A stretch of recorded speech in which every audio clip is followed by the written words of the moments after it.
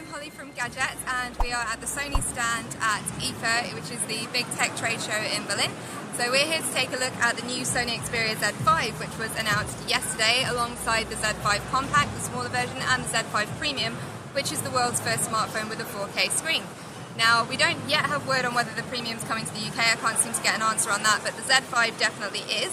So let's take a look at that. This is the 5.2-inch screen version, so the Compact has a 4.6 and the Premium has a 5.5, so this is the midpoint, kind of a standard size for a smartphone, I guess.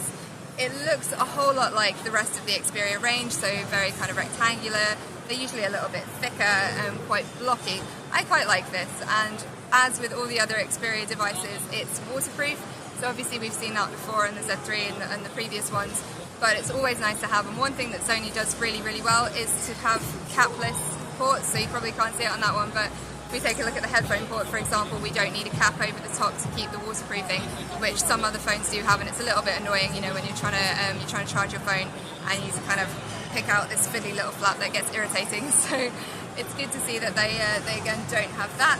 This one, rather than the polycarbonate sides that we've seen on some of the previous Xperia models, this one has metal, so you can see the Xperia logo is nicely etched in there. That looks really nice.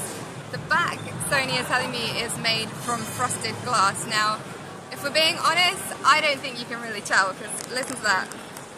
That sounds a whole lot like plastic to me. It feels like plastic, so I don't really know what the benefit is of having frosted glass, but that's what it is.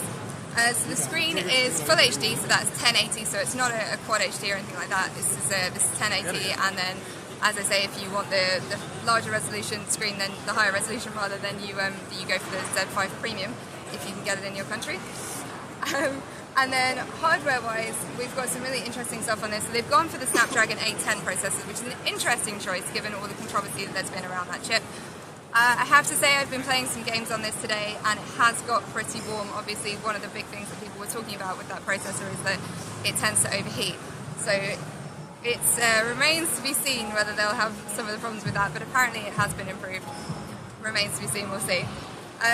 Another interesting thing about this phone is that they've built the fingerprint sensor directly into the power button, which I think is a really, really good move.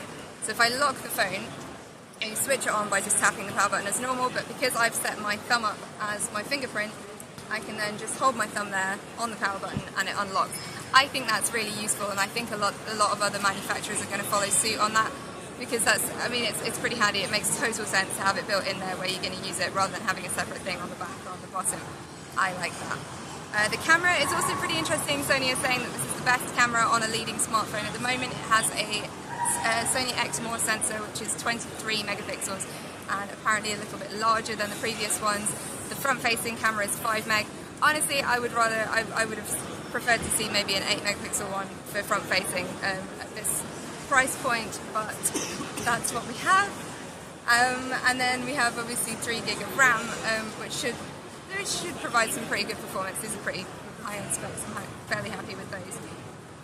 The handset itself has a couple of interesting hardware buttons. So we've got the physical camera button, the hardware key there, which I think is always a nice thing to have, because I think if you're going to be shooting, it's a good thing just to have that shutter button there. It's something that people are quite used to using, and I think people always find it quite handy. And also it means that you can long press it to launch the camera when you're doing something else.